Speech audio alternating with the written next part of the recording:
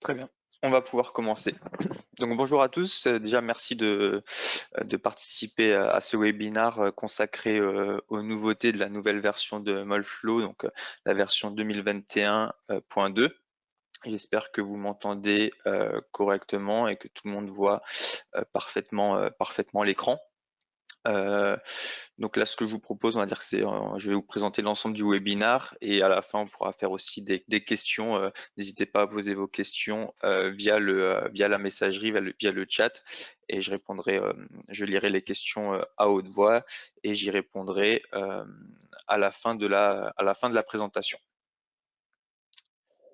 Alors me concernant, donc pour ceux qui me connaissent pas, donc moi c'est Hervé Heitman, donc je suis ingénieur d'application chez Applicit sur la partie simulation, essentiellement sur Molflow et Fusion 360, et donc aussi après j'ai travaillé chez MIHB, chez Renault par le passé, et j'ai un diplôme d'ingénieur e-tech en chimie des polymères.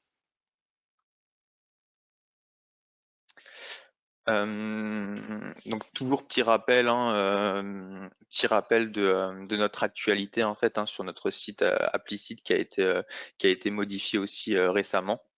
Donc dans l'onglet événements, vous allez pouvoir justement avoir accès à l'ensemble de nos événements, que ce soit sur la partie webinar, club utilisateur, formation aussi, formation interentreprise qui sont planifiées. Et bien sûr aussi l'agenda des autres business units au niveau du bâtiment, de la fabrication et l'ensemble des événements de manière globale. Également, toujours petit rappel, sachez que aussi moi et l'ensemble de mes collègues ingénieurs d'application sur la partie Simu, chaque mois on publie des articles techniques. Donc c'est des trucs et astuces qui sont disponibles sur le blog Applicit. Donc voilà, c'est aussi des petits compléments de formation et ça vous permet aussi d'être plus efficient, d'avoir des petites astuces pour être plus efficient dans l'utilisation de Molflow.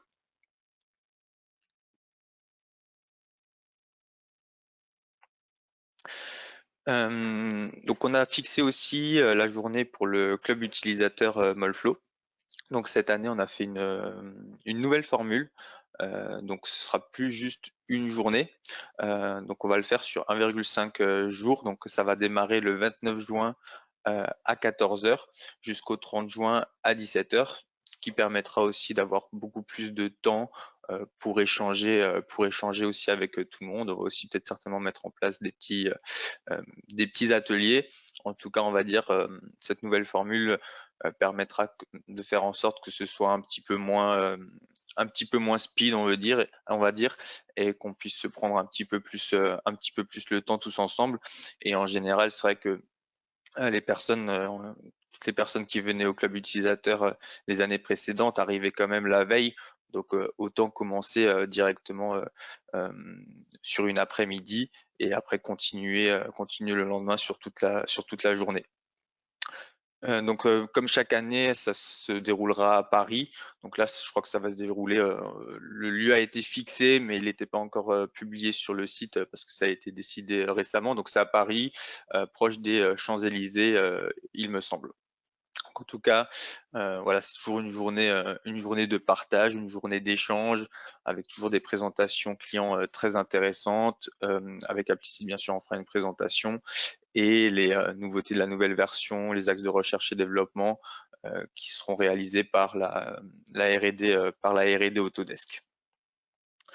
Donc n'hésitez pas à vous inscrire et à participer à cet événement.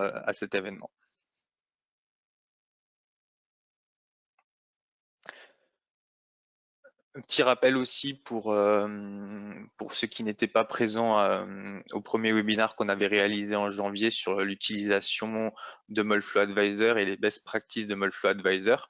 Donc ici, vous allez pouvoir retrouver l'agenda des webinaires de l'année qu'on a planifié.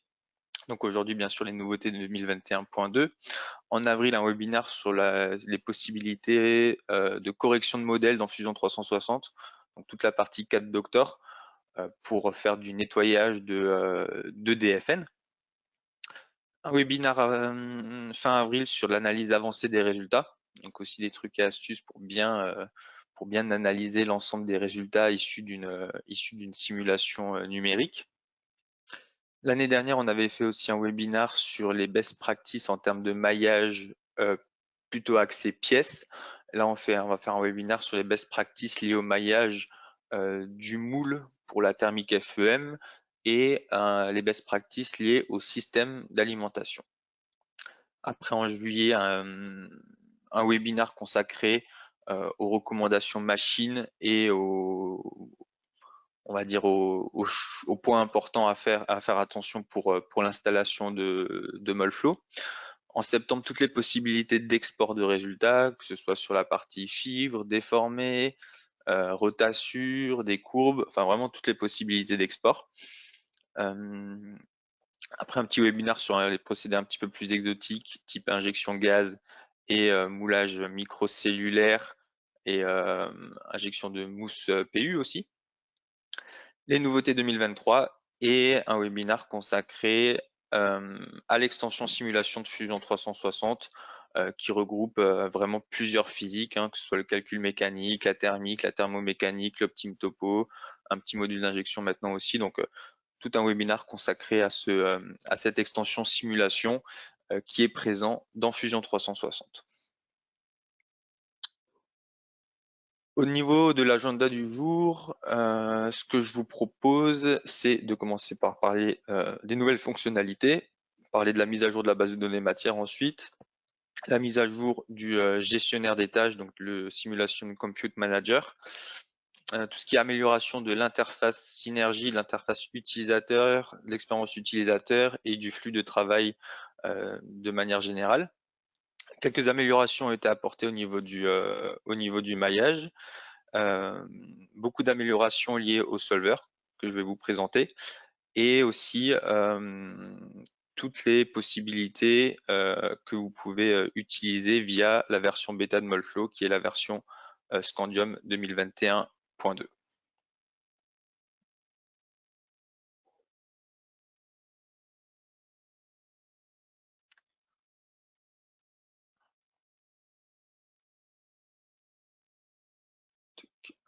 Pardon. Voilà. Alors, au niveau des nouvelles fonctionnalités, donc il y a une nouvelle fonctionnalité qui est un nouveau résultat. Clairement, c'est en fait l'analyse des marques de brûlure. Donc ça, c'est disponible dès lors qu'on va faire une analyse, dès lors que vous allez faire une analyse d'éventation, donc placer des évents sur votre modèle. Bien sûr, vous allez pouvoir voir l'air, les pressions enfermées, et en plus de ça, vous allez maintenant avoir accès vraiment à un risque de criticité bas, moyen, élevé concernant l'air qui sera comprimé et qui pourra justement brûler la matière plastique. Donc vraiment un indicateur de risque très précis concernant le niveau de brûlure dans telle ou telle zone. Voilà. Un petit résultat supplémentaire qui est assez intéressant et qui permettra aussi d'avoir une meilleure appréhension des zones critiques ou non d'un point de vue occlusion d'air et risque de brûlure. Au niveau de la mise à jour de la base de données matière, donc on retrouve ici sur la version 2021.2 12170 grades thermoplastique. Donc bien sûr c'est également valable pour Molflow Advisor 2021.2. 709 matières ont été ajoutées, 840 matières ont été mises à jour. Et après, bien sûr, il y a aussi quelques matières à chaque version qui sont supprimées. Donc ici, 165 matières supprimées. En termes de nombre total de fournisseurs, donc on retombe sur un nombre de fournisseurs de 584 et donc il y a 22 fournisseurs qui ont quand même été ajoutés dans cette nouvelle version. Ici, vous pouvez voir l'ensemble des fournisseurs ajoutés. Donc, par exemple, aussi, vous avez le fournisseur Veolia qui a été rajouté, qui a mis des matières effectivement recyclées dans la base. Je vais en parler juste dans le slide d'après. et bien sûr toujours aussi valable pour Molflow Advisor 2021.2. Donc ça, c'est aussi des demandes qu'on a de plus en plus. Beaucoup de clients déjà utilisent ce type de matière recyclée. Donc on en a pas mal, hein. Donc là ici c'est deux petites captures d'écran de certaines matières recyclées, hein. C'est entre autres. Donc ici vous voyez les 5 matières, 5 PP recyclés de chez Veolia, des PET de chez Schulman. Bien sûr, il y en a d'autres. Donc en fait, c'est quelque chose qui est déjà bien présent dans la base, Molflow et qui va aussi continuer aussi à progresser dans les versions futures. C'est vrai parce qu'il y a toujours plus de demandes par rapport à ces matières recyclées. Donc on en a déjà pas mal et ça va continuer d'évoluer, hein. Comme toujours, hein, sur la base de données matières, ça c'est quelque chose qui est en continuel, en évolution continue.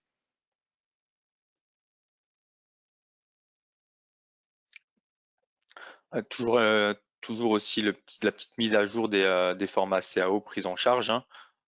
Donc ici, on supporte maintenant Alias 2021, CATIA 6R 2021, CATIA 6R 2021 pour les assemblages, Creo 8, Inventor 2022, Parasolid V33, Rhino 7, SolidWorks 2021. Donc ça c'est aussi très classique. Au niveau du gestionnaire des tâches, donc il a été mis à jour dans cette version 2021.2. Donc qu'est-ce qu'on peut faire, on va dire en plus déjà, c'est supprimer une tâche, une étude qui a fini de tourner par exemple. Avant, on était obligé de passer par une ligne de commande pour tout purger. Donc ici, on peut directement supprimer nos études terminées sur la page internet. On peut aussi voir l'emplacement où le calcul tourne. Donc si je lance en local, si je lance sur un serveur de calcul, j'ai la visibilité de chaque calcul qui est lancé et son emplacement, donc le PC sur lequel tourne le calcul. Après, donc ici dans le gestionnaire des tâches, donc déporté sur page internet, je peux directement aussi afficher le journal et je peux aussi directement en fait le télécharger sous format texte dès lors que je suis là-dedans, sans forcément être dans l'interface Synergie. Et pour ceux qui utilisent le cloud, il y a une grosse amélioration aussi sur le transfert des fichiers entre le poste client et les serveurs cloud, qui en fait engendre un gain de temps aussi considérable sur le temps de résolution et de rapatriement. Je vais en parler un petit peu plus en détail juste après.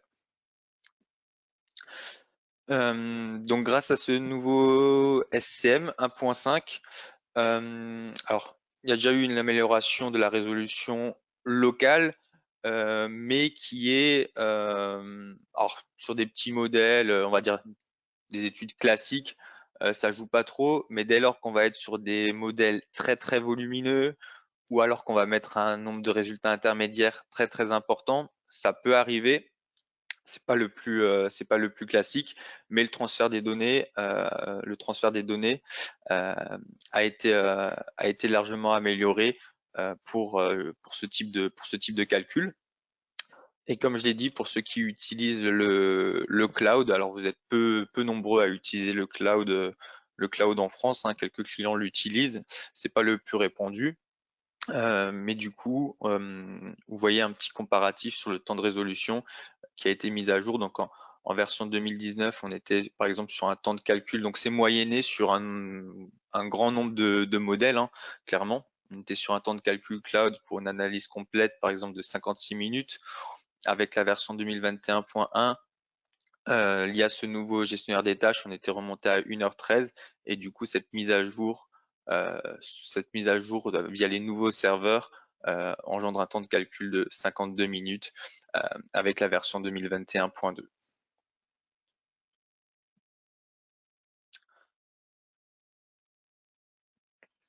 Au niveau de l'interface utilisateur, pour ceux qui utilisent une résolution 4K en version 2021.1, les icônes, comme vous pouvez le voir sur l'image, certains affichages étaient écrits en petit, notamment certains icônes aussi au niveau des layers. Donc ça a été mis à jour du coup dans la version 2021.2 qui supporte cette résolution graphique et qui est valable pour Molflow Advisor 2021.2 également. Au niveau de l'interface, une amélioration intéressante au niveau de l'interface utilisateur, c'est tout ce qui est temps de chargement des résultats, vitesse d'animation, création de plans de coupe et affichage. Quand je coche un layer ou je décoche un layer, le temps qui va se mettre justement pour que l'élément s'affiche ou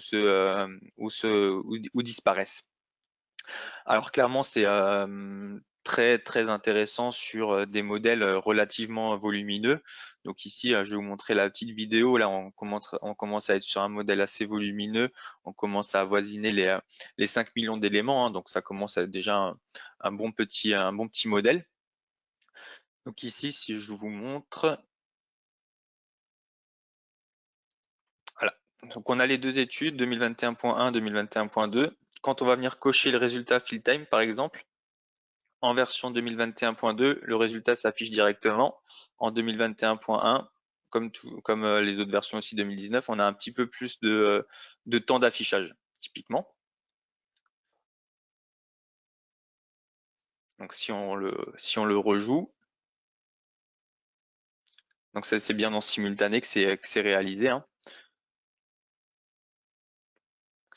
Voilà, 2021.2 il s'affiche, 2021.1 ça met un peu plus de temps à s'afficher. Donc amélioration du chargement des résultats.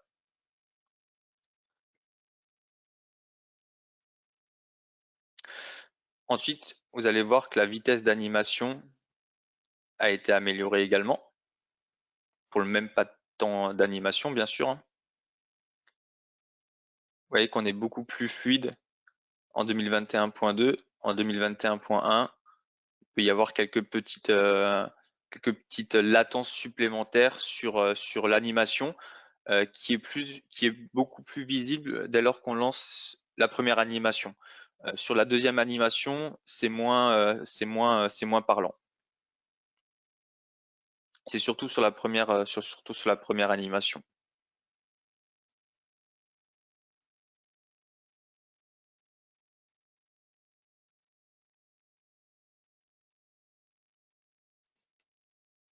Sur la création de plans de coupe, si on affiche le plan de coupe,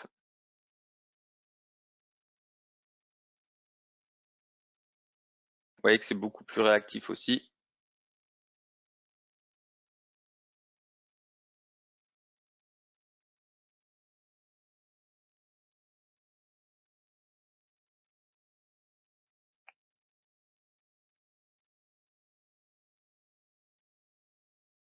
Je vais avancer un petit peu la vidéo.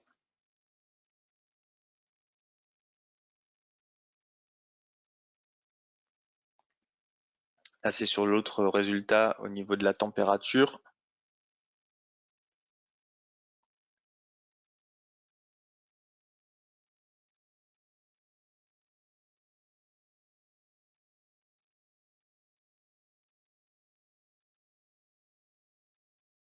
Idem, hein, vous voyez la fluidité d'animation sur le résultat température.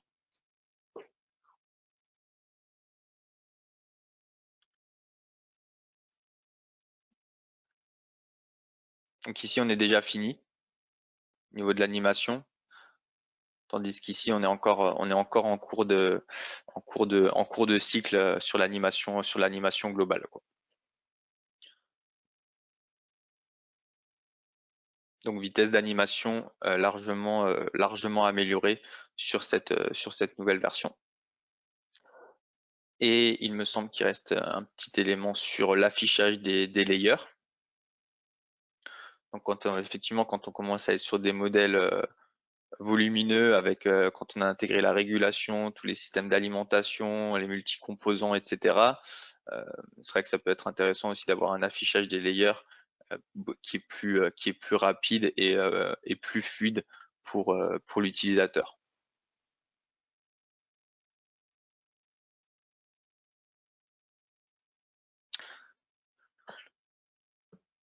Pour continuer, le Mailleur Dual Domain a été amélioré au niveau de la vitesse de résolution. Alors, clairement, pas pour des modèles, j'ai envie de dire, pas basiques, mais c'est amélioré quand on va être sur un modèle CAO avec énormément de faces. Alors ici, c'est un modèle, il présente déjà un nombre de faces, on va dire, conséquent par rapport à une pièce, on va dire, classique. Il y a des modèles qui vont présenter des nombres de faces très très importants. Du coup, ici, sur ce maillage dual domaine, donc maillé avec le dimensionnement automatique, le facteur d'échelle à 1, on tombe sur un temps de maillage en 2021.1 de 3 minutes 20 et en 2021.2 à 2 minutes 30. Donc pour d'autres modèles encore plus facétisés, j'ai envie de dire, on peut aller sur un gain de temps pouvant aller jusqu'à 80%. Donc amélioration de la vitesse du mailleur dual domaine. Si je maille directement en 3D, je vais aussi voir cette amélioration de vitesse, hein, parce que le dual domaine, c'est de toute façon toujours le premier step réalisé avant de faire le maillage 3D, même si je sélectionne directement maillage 3D dans mon mailleur. Donc quoi qu'il en soit, que ce soit sur du dual domaine ou sur du 3D, je verrai un gain de temps sur la vitesse de maillage. Pour, encore une fois, des pièces relativement grandes avec un nombre de faces très très important. Le gain de temps sur les petites pièces, il sera moins visible, hein, clairement. Le mailleur 3D a été amélioré aussi avec une meilleure qualité qui évite l'apparition de grands éléments qui peut éviter l'apparition de grands éléments dans certaines zones et qui a un raffinement aussi amélioré dans des zones où on aura un changement brusque d'épaisseur. Donc une amélioration du mailleur 3D sur la génération des éléments tétraédriques. Donc également valable bien sûr pour Molflow Advisor 2021.2. Au niveau des améliorations du solver, alors on a une amélioration très intéressante, c'est la possibilité de lancer notre étude de grand déplacement avec le maillage agrégé. Donc sur la version 2021.1, ils avaient mis en place la possibilité d'utiliser le maillage agrégé sur l'analyse de flambage aussi. Donc maintenant, on a la possibilité d'utiliser le maillage agrégé sur l'ensemble des types d'analyse de déformation. Petit déplacement, flambage et maintenant en 2021.2, grand déplacement. Alors ça, c'est vrai que c'est top parce que du coup, c'est vrai que l'analyse de flambage et l'analyse en grand déplacement en version 2019, c'était des études qui étaient très coûteuses en temps en fait de calcul, hein. Donc le fait que le flambage passe en agrégé et maintenant le grand déplacement, ça va permettre vraiment une réduction significative des temps de calcul pour ce type d'analyse de déformation. Donc en plus, c'est toujours quelque chose à valider dès lors qu'on va être sur un comportement instable, une instabilité structurelle qui est souvent tributaire de la CAO, donc quelque chose à valider aussi en avant-projet, avec du coup une réponse aussi beaucoup plus rapide sur ce type d'études. Donc le grand déplacement, c'est quoi? C'est basiquement, en fait, on n'aura plus un comportement linéaire entre la contrainte et la déformation. On va faire une analyse non linéaire de la déformation et à chaque incrément de charge, il va recalculer la matrice de rigidité. Donc ici, un petit exemple, on commence à être sur un modèle aussi avec un maillage assez fin, on va dire, hein, 2 600 000 éléments. Donc qui nécessite pour le coup, vu que la pièce elle flambe, nécessite le grand déplacement pour avoir des résultats fiables. Sans agrégation du maillage, on tombe sur un temps de calcul de déformation en grand déplacement de 5h13 et avec agrégation du maillage, 1h25 ici. Donc vous voyez un gain de temps conséquent sur l'analyse, sachant qu'en plus on a l'écart il est quasiment invisible, hein. Si je regarde ici la déformation, le delta Z, ici je suis à 4,13, là je suis à 4,13,4. et en négatif, je suis à moins 333 et ici moins 365. Donc delta, il est très négligeable, hein, clairement. Donc voilà, je pense que beaucoup de clients et nous aussi, on va être très friands d'utiliser cette étude de grand déplacement avec l'agrégation du maillage. Alors historiquement aussi, il existait une limitation sur la taille de maillage maximale qui pouvait être exécutée pour une analyse de déformation 3D. Alors clairement là, c'était vraiment sur des modèles très très très très volumineux avec un nombre d'éléments tétraédriques énorme. Et donc sur ce type de pièce, enfin là je commence à parler, je pense, je l'ai plus forcément en tête le chiffre, mais on commence à être sur des modèles de 12 millions d'éléments, 14 millions d'éléments. Quoi qu'il en soit, cette limitation a été supprimée.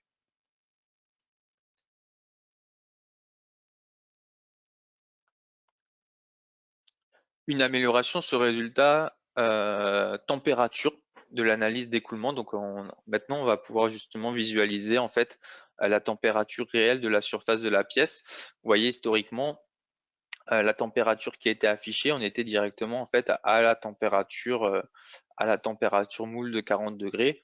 Et du coup, maintenant, on voit vraiment la température, l'affichage côté, j'ai envie de dire côté polymère, on va dire, avec justement le refroidissement progressif au cours du cycle. Donc en tout cas, affichage de la température réelle de la surface de la pièce dans mon résultat température qui se trouve dans l'analyse d'écoulement.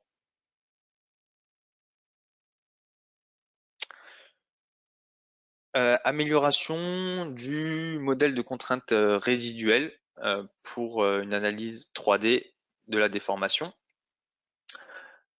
C'est une sensibilité qui a été améliorée aux données PVT. Alors ici, ce petit graphique, donc grosso modo, cette amélioration concerne l'ensemble des semi-cristallins.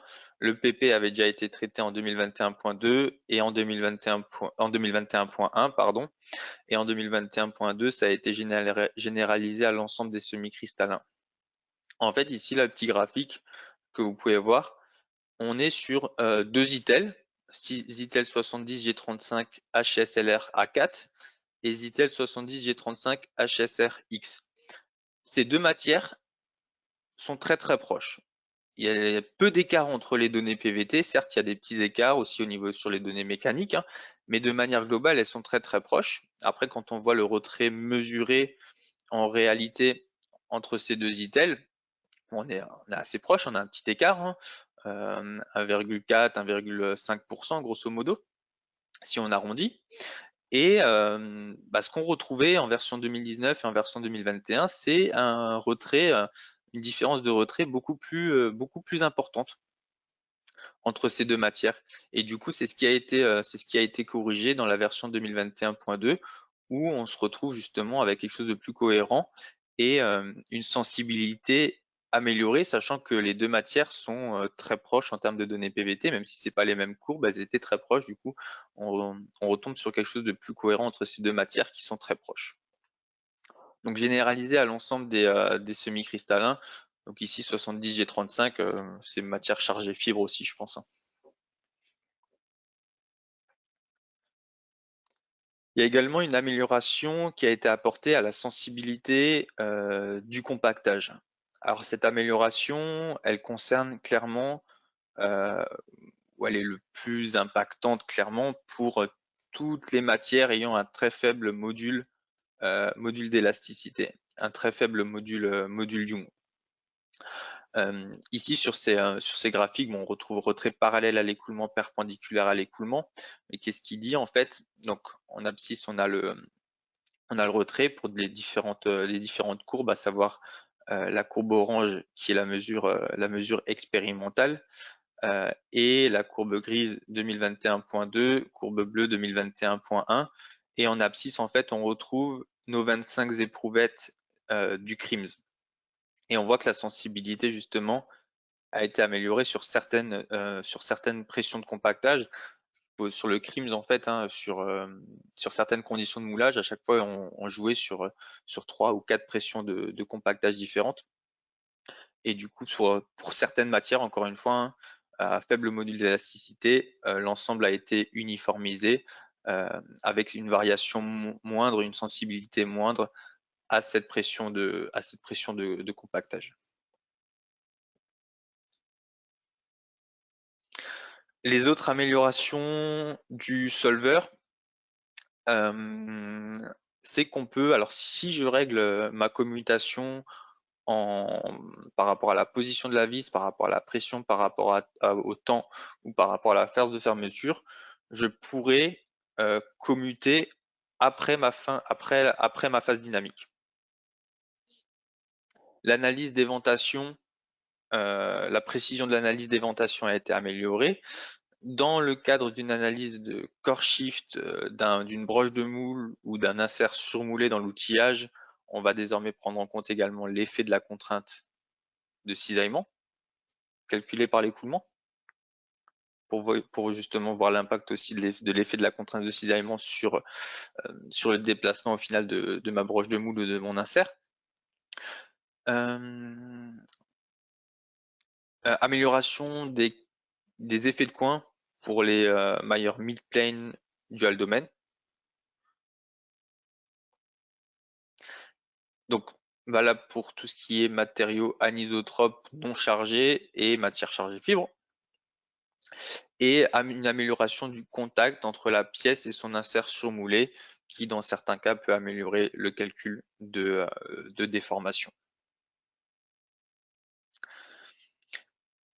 Les autres petits correctifs, améliorations, c'est que sur du maillage fibre neutre, le fichier .nas.bdf conserve les épaisseurs. Si j'ai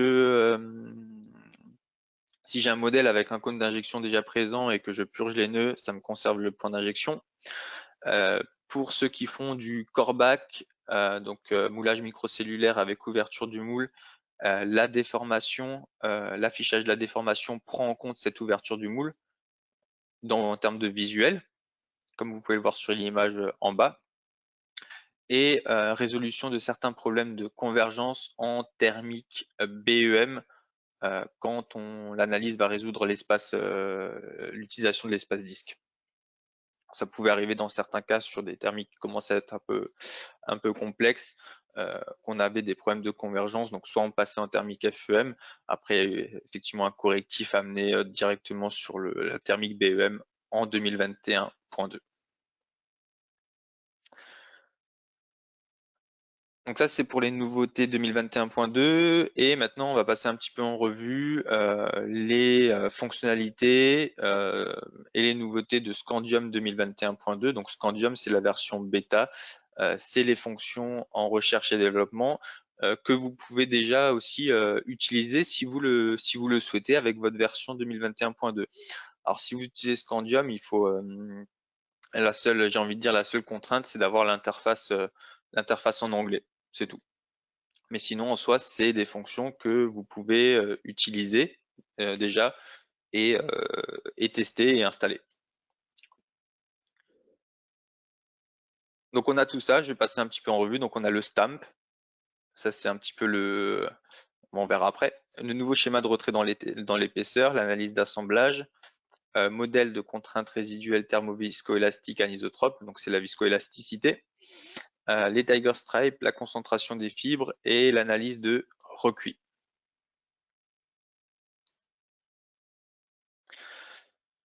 Le stamp, c'est quoi?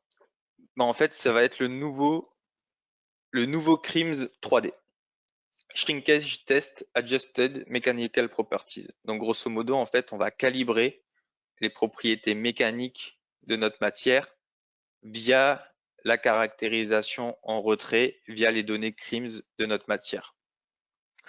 Donc le stamp, il est valable pour toutes les matières. Il est valable pour les matières non chargées et pour les matières chargées.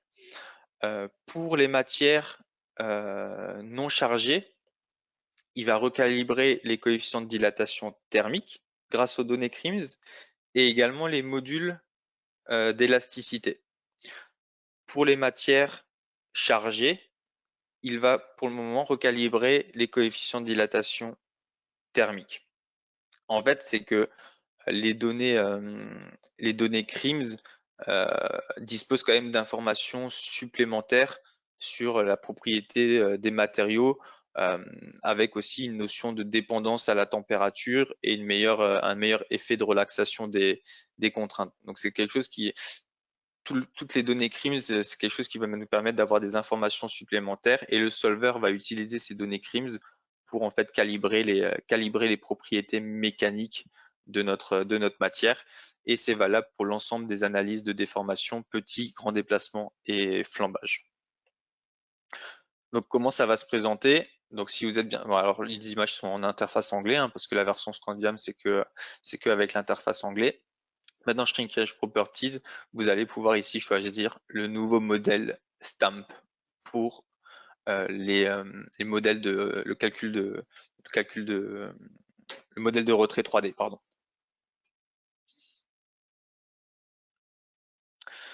Nouveau schéma de retrait dans l'épaisseur 3D. Ça, c'est une option qui va pouvoir être activée aussi. C'est ce qu'on appelle le shame thickness dans les options du solver de la déformation qui permet d'avoir une meilleure représentation du retrait dans l'épaisseur et dans certains cas aussi une meilleure reproduction au final de certains effets de coin pour une analyse 3D. Parce que les effets de coin, basiquement, c'est quoi? C'est lié au retrait dans l'épaisseur qui est supérieur au retrait dans le plan. Donc ici, si on regarde un petit comparatif, on voit qu'effectivement, sur quelques modèles avec le thickness shrinkage shame, on est aussi plus représentatif de certains phénomènes d'effet de coin pour différents modèles. L'analyse d'assemblage, où vous allez pouvoir justement contraindre une pièce par rapport à ses conditions d'assemblage et voir la déformation qui en résulte après en fait encastrement, j'ai envie de dire, de la pièce. Donc pour ça, vous allez pouvoir sélectionner le calcul d'assemblage, mettre en place des contraintes générales nodales et utiliser ces contraintes pour l'analyse d'assemblage. Donc vous allez avoir votre résultat de déformation avec une pièce contrainte dans son environnement. La viscoélasticité, donc c'est disponible en Scandium 2021.2. Alors la viscoélasticité, c'est clairement quelque chose qui va permettre justement de voir en fonction de l'historique de refroidissement, de température, pour voir l'impact réellement d'un temps de refroidissement court, long, ça nécessite vraiment ce modèle viscoélastique parce que la contrainte résiduelle dans le moule, elle se relaxera pas de la même manière en fonction de l'historique de température. Donc c'est valable pour les calculs 3D, ça nécessite des données viscoélastiques sur la matière et on utilise un modèle de Maxwell généralisé. Et ici, vous pouvez voir du coup, par exemple, l'impact sur la déformation entre un temps de refroidissement relativement court, 6 secondes, avec un temps de refroidissement très très long, 60 secondes, où au final, on va un petit peu en fait conformer la pièce dans le moule, quoi. Possibilité de visualiser les tiger stripes, donc tout ce qui est marque de tigre, donc perturbation en fait liée à l'écoulement pour certaines matières ou quand on va faire de l'injection séquentielle, c'est souvent quelque chose qu'on peut retrouver sur des pièces automobiles. Donc on a la possibilité de prédire ces tiger stripes également avec justement des données viscoélastiques de la matière. Ça utilise aussi des données viscoélastiques. L'analyse de recuit est valable pour les technologies de maillage mid-plane et dual domaine. Et en fait, vous allez pouvoir faire un recuit de vos pièces, en fonction du temps à certaines températures après, après éjection en fait. C'est vraiment une analyse de recuit après éjection de la pièce. Nécessite aussi des données viscoélastiques. Et pour finir, vous allez pouvoir aussi avoir accès à la concentration volumique des fibres et voir si dans telle ou telle zone, vous avez une concentration volumique beaucoup plus importante ou à l'inverse une concentration volumique beaucoup plus faible.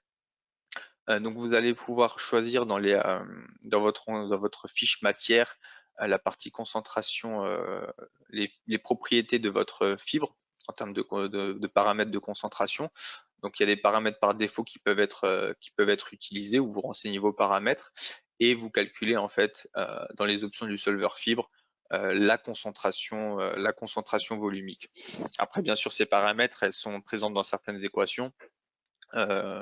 On peut en discuter bien sûr, mais on a aussi par exemple un diamètre équivalent à renseigner ou alors une valeur par défaut, une concentration volumique initiale et des paramètres Kn, lambda 1, lambda 2, lambda 3 qui sont présents dans des équations liées à la résolution de cette concentration volumique de fibres.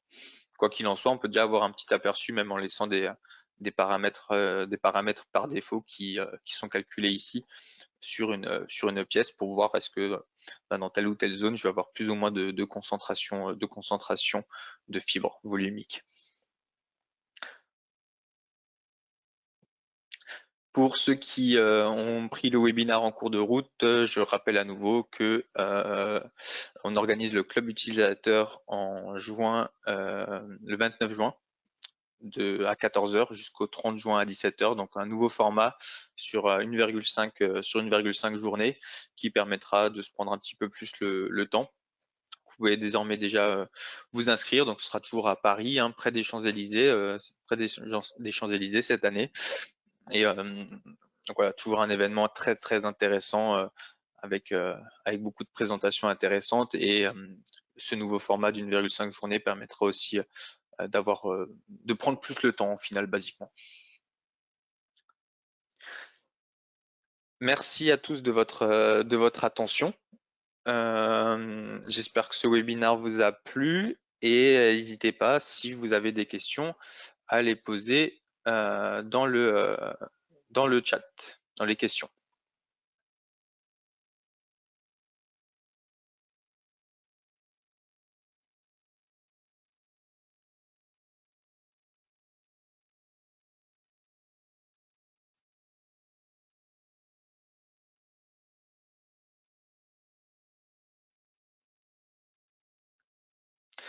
Alors j'ai une question, comment avoir accès à la version Scandium 2021.2?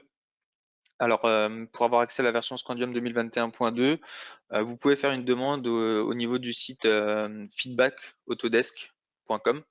Vous faites via votre compte Autodesk, vous faites la demande et après approbation d'Autodesk, ce qui sera bien sûr fait, vous allez recevoir en fait, vous allez pouvoir avoir accès sur votre compte feedback à 5 ou 6 fichiers à modifier dans votre répertoire ces programmes Autodesk Moldflow Synergy. Donc en fait, vous modifiez juste 5 fichiers que vous allez pouvoir télécharger dans l'onglet Programme Synergy.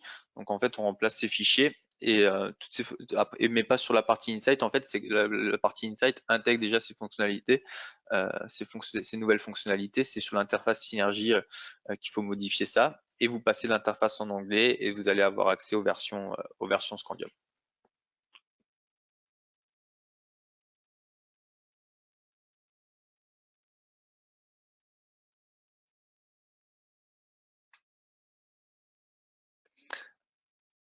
Alors j'ai une question, est-il possible de reconnaître facilement les matières recyclées dans la base matière? Alors c'est vrai qu'à ce jour non. On peut taper certains mots-clés quand même, type matière PCR.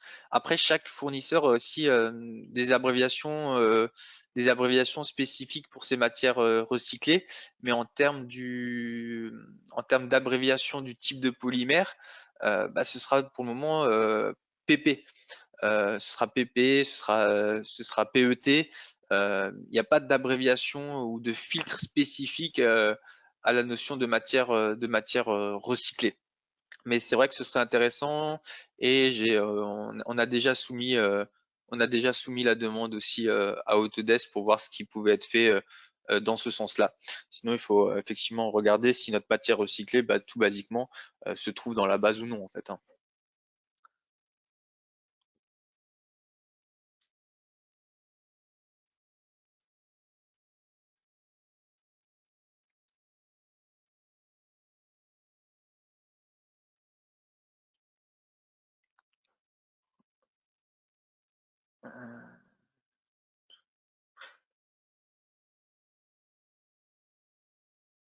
Est-ce qu'il y a d'autres questions? Je vous laisse encore 1 à 2 minutes pour ceux qui veulent poser des questions.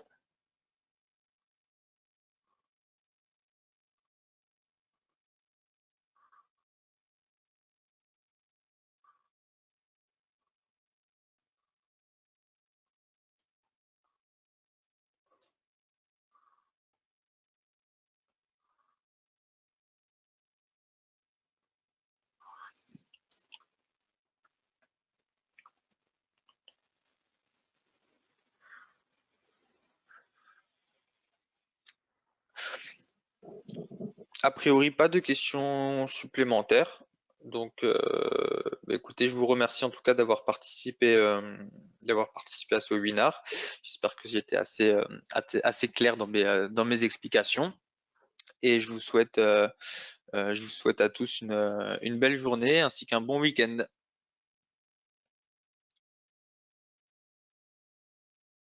Au revoir tout le monde.